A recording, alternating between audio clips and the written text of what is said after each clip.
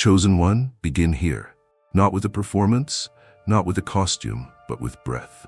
Let it arrive like a tide that knows the shore by memory. Inhale until your ribs remember they were built to house something more than worry. Exhale until the room can feel your promise to do no harm. Spiritual preparation is rarely dramatic. It is ordinary faithfulness, practiced so consistently that even your silence acquires a timbre. Feminine women feel that music first. They do not fall for your volume. They notice your voltage, the steady charge of a life ordered toward what is true. They will call it mystery because there is no spreadsheet for coherence. The spark they can't name is not a trick of charisma.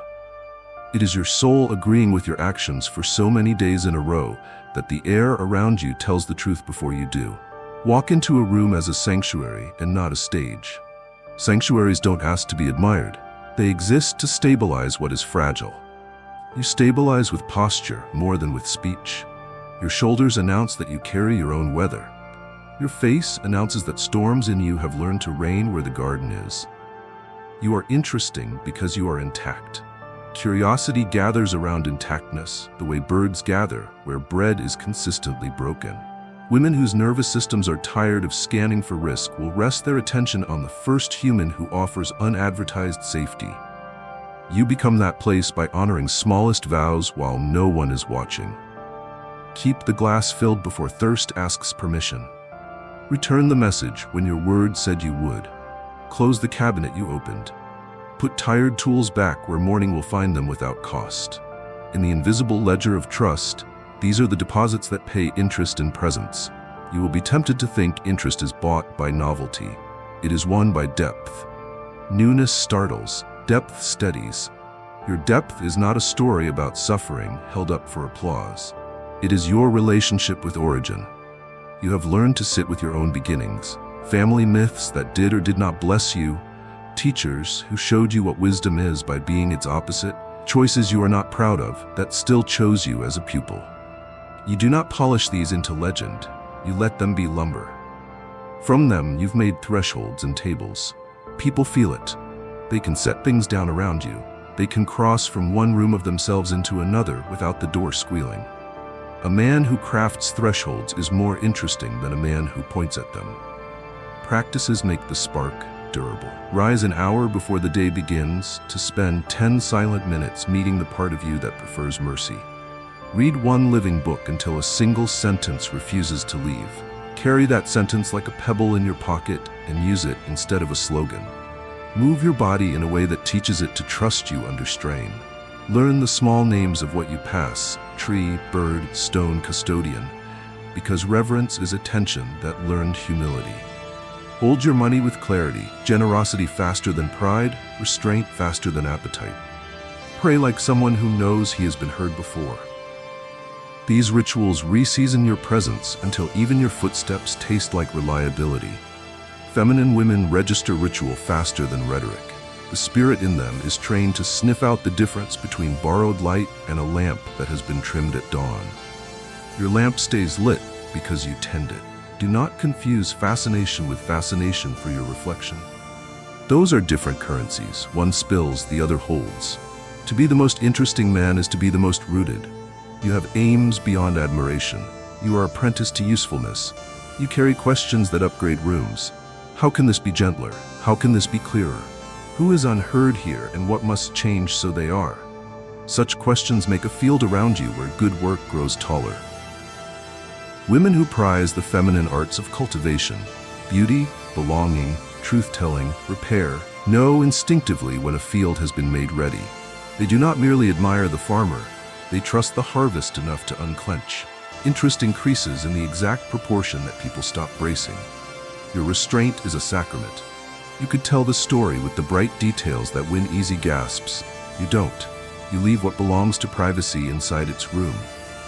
You could take credit for a kindness others did not witness. You won't. You arrange the spotlight until the right face is illuminated. That discipline turns your shadow into shelter. Mystery is not withholding, it is stewardship. You do not hoard your interiority. You offer it in portions that sustain rather than overwhelm. A man who can pace revelation will always be more compelling than a man who confuses transparency with dumping. Femininity pays attention to timing.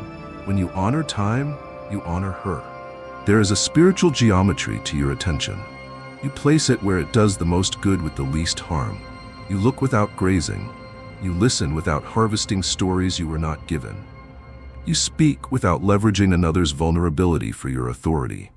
In your company, the self-conscious become self-possessed. The timid remember they are not small, they were simply unmirrored. You mirror without distortion because you have scrubbed your glass. Scrubbing your glass is the unglamorous work of confession and repair. Own what you broke and pay for it. Thank what you borrowed and return it better. Bless what you cannot keep and let it go cleanly. Each act polishes the pain. Through such clarity you see, and being seen through such clarity is delicious. Preparation continues beneath reputation. When no one is around, you practice leaving rooms kinder than you found them. You put a chair back in the corner a stranger will need. You wipe a counter that never knew your name. You learn to fix the hinge that squeals, to calm the child that howls, to soften the sentence that cuts. You spoil no one, but you nourish everyone within reach of your competence. The feminine mind, trained by a lifetime of scans, notes these data points and calls them safety. Safety is not an absence of risk, it is the presence of wisdom. Wisdom makes you edible at scale. The more people you bless by being awake, the more your presence tastes like Sabbath. Your humility keeps the spark from becoming spectacle. You know where you end, and you love the edges. You do not mystify yourself with jargon or make intimacy a maze. You explain your choices with sentences that have verbs. You change your mind out loud when better light arrives. You apologize without flamboyance. You forgive without keeping a museum of offenses. Vanity cannot metabolize such behavior. Spirit can. That is why, chosen one, the feminine women keep orienting toward you. Your life makes orientation easier. In a world of spinning, you rotate around something that doesn't. You do not sell that something, you serve it. Servants of the real are rare. Rarity is interesting. Integrity is irresistible. Remember the plural. You are not the only one walking this road. You belong among chosen ones, men and women who have decided that alignment with the good is more beautiful than domination over the weak. You are interesting not because you stand alone on a hill, but because you are part of a quiet constellation that helps travelers find north. Accept that comradeship. Accept that accountability. Accept the correction that protects the radiance you carry. Stars that burn unadvised die dramatic and young. Stars that live among others lead pilgrims home. Now bless your day. Bless your feet to carry you where tenderness is underfunded. Bless your eyes to see the person behind the role. Bless your tongue to add salt, not sugar, to conversations that need courage. Bless your hands to lift without announcing the weight. Bless your time to honor both work and wonder. Interest is not what you chase. It is what you leak when your inner life is ordered. Step forward, chosen one. Let the spark travel in front of you like a rumor that keeps proving true. Chosen one, there is a way to look that turns the world from inventory into icon. Before you lift your gaze, decide what it is for. Gaze can be a net or a blessing. Nets count and keep. Blessings name and release. Feminine women feel the difference in less than a heartbeat. Nets make the jaw harden and the breath shallow. Blessings soften the orbit of the mouth and call breath home. The most interesting man is the one whose eyes let people keep themselves while feeling more themselves than before. Your preparation for such sight begins again with inward housekeeping. Clear the eyes of urgency. Clear them of the old hunger to be impressive. Clear them of the fog that comes from arguing with reality. Sit a moment until your pupils widen to the room's truth. Now you are ready to see rather than search. When you look, do so as if presence were a fragile glass you refuse to smudge. Let attention arrive in thirds. First to the whole person, their pace, posture, weather. Second to the context, the pressure the room is applying to them. Third to the choice. What in you could increase their freedom in this instant? This sequence keeps your gaze from becoming appetite. Appetite makes people shrink. Honor makes them expand. Expansion is what makes eyes linger back. Interest is a loop that requires two consenting witnesses. You initiate consent by making looking safe. Let your eyes learn the sacrament of noticing without naming. You do not need to narrate every perception. See the tired courage. See the mischief that survived a hard year. See the elegant boundary disguised as a soft no. Keep some of it in the quiet chest where prayer lives. Not everything you notice is your business to say. This restraint gives your gaze a flavor women trust. They can lean into it without calculating the cost of being seen. Your silence underwrites the interest your eyes invite. It promises, I will not spend you to purchase my importance. Practice the craft of greeting with your eyes before your mouth arrives. Meet without measuring. The brief upturn at the corners, the softened brow, the pace that refuses to hurry the moment, all of it tells a nervous system. I came to be with, not to win. Many men have learned the stare that challenges and the glance that skims. Few have learned the look that steadies. Feminine women are fluent in its grammar. Around it, their faces return to their preferred language. Warmth that does not negotiate with danger. Play that does not apologize for arriving. Hold eye contact like you would hold water, shaped by the vessel of consent. Too shallow, and connection evaporates. Too tight, and you spill it. The simplest way to find rightness is to match breath. Let 2 cycles pass while you attend to what is being said, not to what you could reply. If eyes are windows, breath is the curtain. Matching it opens the room without breaking the frame. You will know the moment to ease by the cheek's micro-release, by the subtle drop at the outer lip, by the shoulders forgetting to audition. These are the body's amends. You can trust them. Ease then, not because intimacy frightens you, but because stewardship does not cling. The most interesting gaze always leaves room for the other person to choose. When you must look away, do it as a continuation of care rather than an escape from closeness. Let your eyes land briefly on something shared, the cup, the book, the streetlight, as if to say, the world is here with us too. Then return with gentleness, not greed. That arc, attention, release, attention, teaches safety the way a lullaby teaches sleep. Women who have been overheld by eyes that wanted to own and underheld by eyes that could not stay will, without ceremony, relax into a rhythm that neither abandons nor demands. Relaxed people are interesting. So are the men who help them remember how. There is a contemplative practice that will refine your sight faster than any mirror. Each day, choose one person you do not need anything from, a passerby, a clerk, a colleague whose applause does not feed you.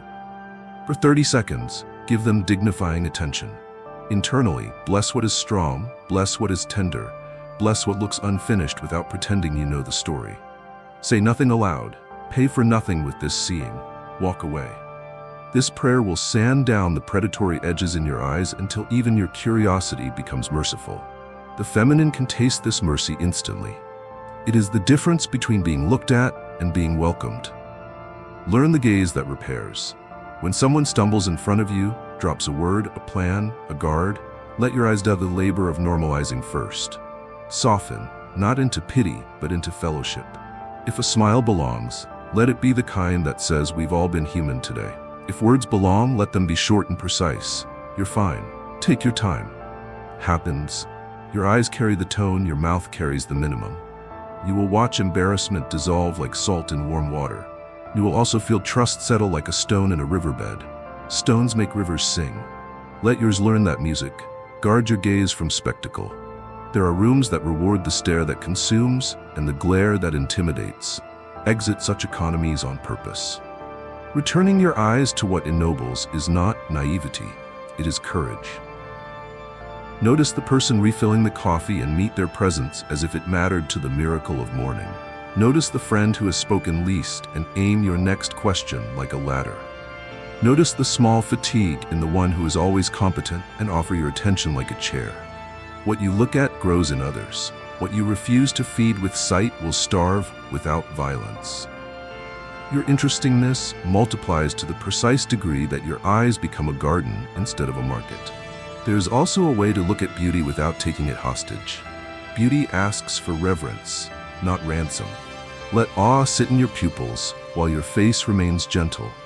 If you must name what you see, praise the qualities that time cannot steal. The generosity in a gesture, the architecture of a thought, the courage sitting quietly under a decision. Compliments like this protect beauty from the poverty of appraisal. Appraised people spend their lives performing. Praised people spend their lives becoming. The feminine prefers the second. Your gaze can be midwife to it. Do not forget to turn these eyes on the world itself. Let dawn instruct you in subtlety. Let dusk teach you relinquishment. Let rain show you how to bless without speeches. If you cannot look tenderly at sky and street, your tenderness toward people will eventually become theater. The soul learns from what it attends to most. Attend to what humbles you into gladness. Attend to what does not need you and still delights in you. Attend to what never claps and always nurtures.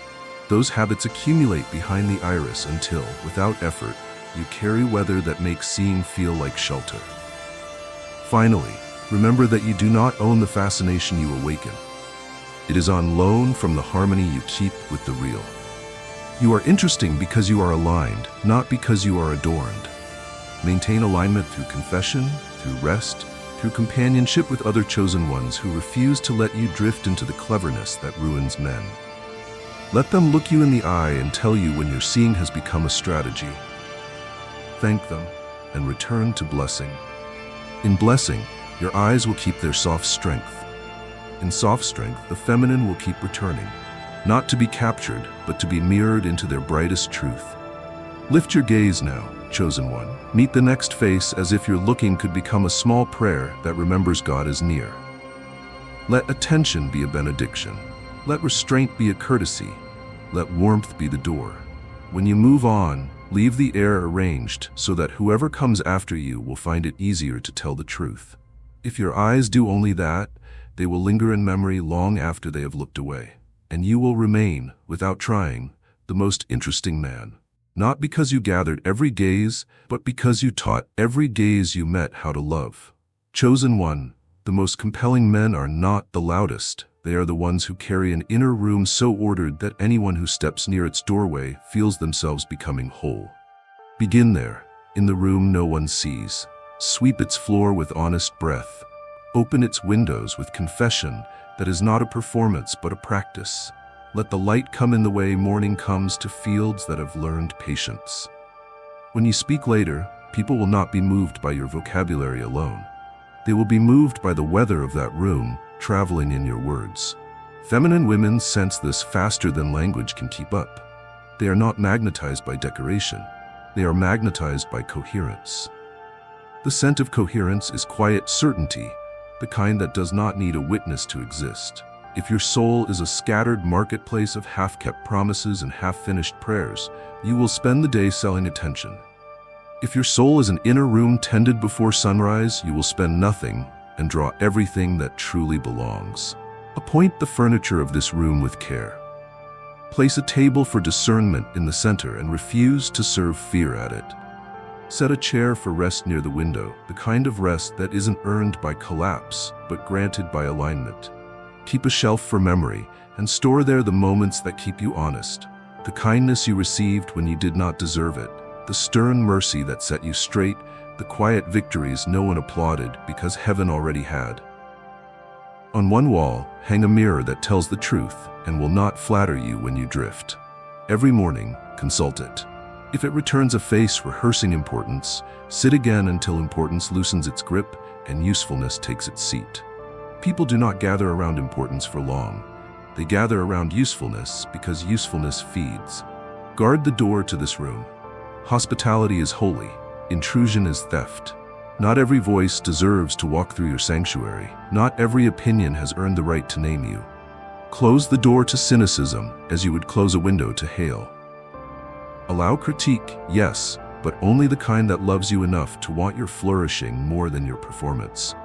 Let solitude visit often, and stay long enough to teach you her favorite lesson, that you were never meant to outsource your peace. When you step back into the street with peace you did not borrow, the world will look strangely transparent. What used to tempt will appear as it is. What used to frighten will shrink to size. And then without trying, your very presence will become a precise invitation to breathe. Stock this room with 3 daily provisions: truth, tenderness, and timing.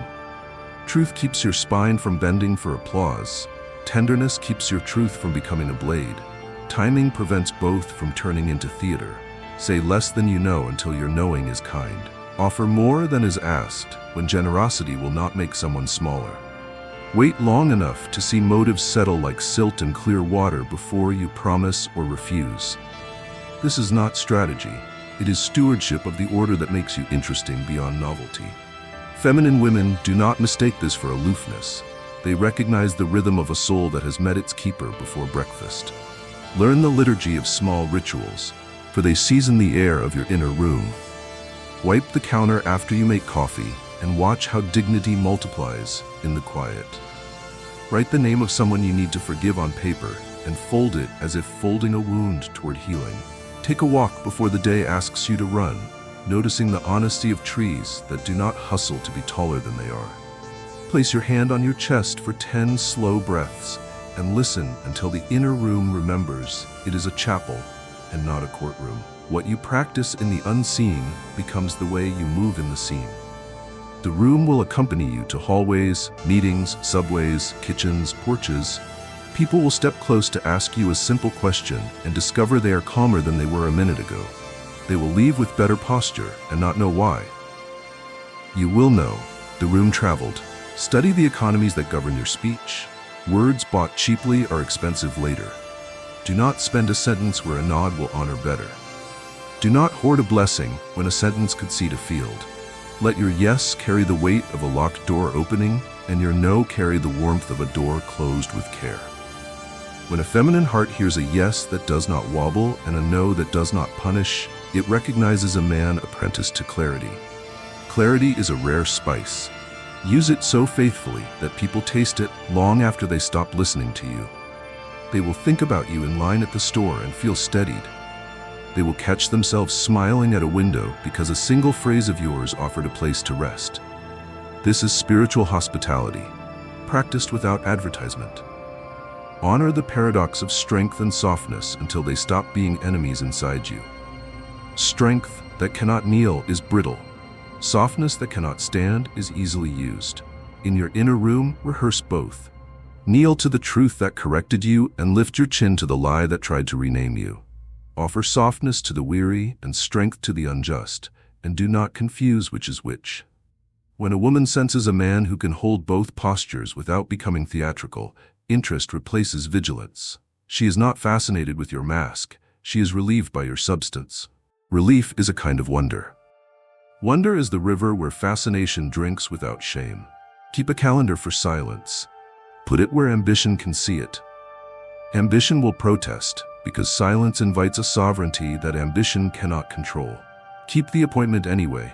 Sit until the ache to be seen dissolves into the peace of being found. Sit until you remember you are not a project. You are a person entrusted with a few holy tasks. The next time you are asked who you are, answer with verbs before nouns. I repair, I bless, I build, I learn. Nouns can be stolen by circumstance. Verbs travel with you like a flame cupped in steady hands. Feminine women listen for verbs. They are tired of titles that cannot carry weight. Invite the fellowship of chosen ones into this inner room. You were never meant to curate yourself alone. Welcome the elder who tells you to simplify.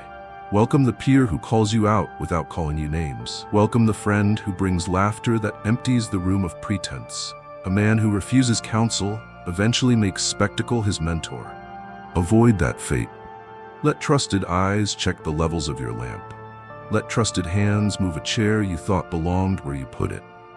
When others help your inner room stay honest, you will stand in public with a private confidence that needs no spotlight to keep its flame. Return to the door again. Before you step out, bless your day with the quiet authority that comes from belonging. Bless your feet to walk where peace is underfunded. Bless your eyes to see the person behind the posture. Bless your hands to make work lighter without stealing anyone's growth. Bless your time to be a river, not a drain. Then go. You will not need to try to be the most interesting man. You will simply be the man whose inner room keeps setting the table wherever he stands, spore. And curiosity will arrive hungry and leave fed. Chosen one, leadership is not what you take from a room. It is what you arrange so that others can give themselves without fear. Let your gravity be gentle. Planets with gentle gravity keep moons.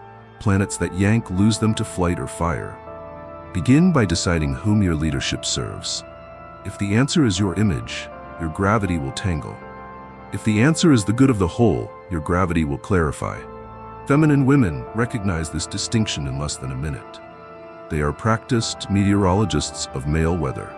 When they feel storms disguised as charm, they memorize exits. When they feel a climate that protects growth, they bring their gardens. Set the pace without punishing those who need a different stride. Pace is a moral act. Walk human. No one is impressed by a man who outruns his people and then boasts of being first. They are impressed by the one who knows when to slow so the wisdom at the back can come forward. Your day will offer you opportunities to prove this in unspectacular ways. Let the last speaker finish without interruption. Wait for the tired clerk to find the price instead of turning impatience into a weapon. Offer your seat not because you are performing chivalry, but because you have learned that dignity travels faster when it sits. The quiet arithmetic of such choices accumulates until your name carries a rumor of rest.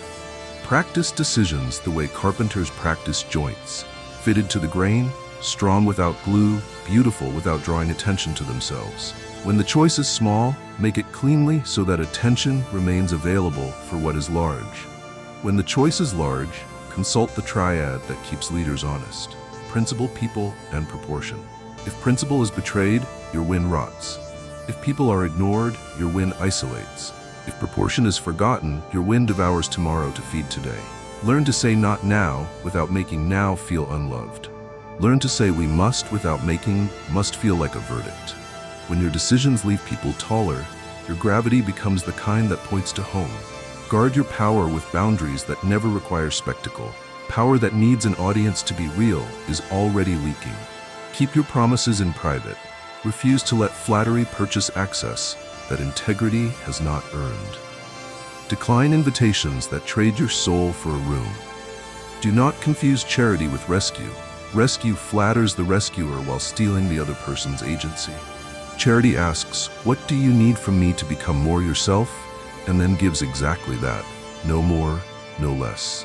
Feminine women learn quickly whether a man's help is a leash or a ladder. Ladders are interesting because they disappear when the climb is done. Be ladder-like. Let gratitude aim past you. Lead with listening that works the problem instead of working the crowd. Listening is not passive, it is precision. Hear what is said and what is protected by silence. Hear the fear behind the bravado and the hope behind the caution. Ask questions that invite ownership rather than dependence. What do you see that I don't? What would make this easier for the smallest person in the room? What will we wish we had done if this goes wrong? Your questions should be doors, not traps. When people trust the questions you ask, they will bring you better answers than you could invent alone. Interest deepens around leaders whose curiosity multiplies competence. Be unafraid of repair. Leaders who cannot apologize teach teams to lie. Own your missteps quickly and pay for them specifically. Say I was wrong without the counterfeit of explanation that is actually self-defense. Restore what your delay or distraction cost. You are not auditioning for faultlessness, you are modeling the way back. The feminine spirit is allergic to arrogance because arrogance becomes expensive for everyone else. Humility, practiced as repair, is the least expensive way to keep a future intact. The moment you choose it, watch how shoulders in the room drop a degree and how the conversation returns to the work that matters. Carry a theology of time that honors seasons. Not everything is ripened by urgency. Some changes require winter to be credible. Let your leadership protect what needs slowness and accelerate what harms by lingering. Give credit before anyone asks and distribute it like rain, widely and without fuss. Take responsibility before anyone blames and concentrate it like a lens, bright and specific. Refuse to harvest applause before the fruit is sweet. People will begin to relax around your timing the way fields relax around farmers who know moon and soil. Relaxation is not laziness, it is trust materialized. Bring beauty to the way you act. Beauty is not extravagance when it helps people taste meaning. Set a table thoughtfully. Arrange a room so everyone can see and be seen. Choose words that fit the dignity of grief when grief is present and the dignity of joy when joy is. Print an agenda that spares a person's energy. Write a note by hand when a screen would be cheaper. Learn the name of the flower that opened beside the building where the hard meeting will be. These refinements are not decoration. They are leadership exerted in the subtlest dimension, atmosphere. Feminine women notice atmosphere the way sailors notice wind. If your leadership keeps air clean, they will breathe deeper before you speak. Refuse to make conflict your personality. Some leaders mistake combat for clarity. Do not. Welcome disagreement as the security system of wisdom. Invite the dissenting voice, then insist it honors people while confronting ideas. If someone tries to use cruelty to look strong, remove the performance without humiliating the performer. Strength that humiliates grows weak in secret.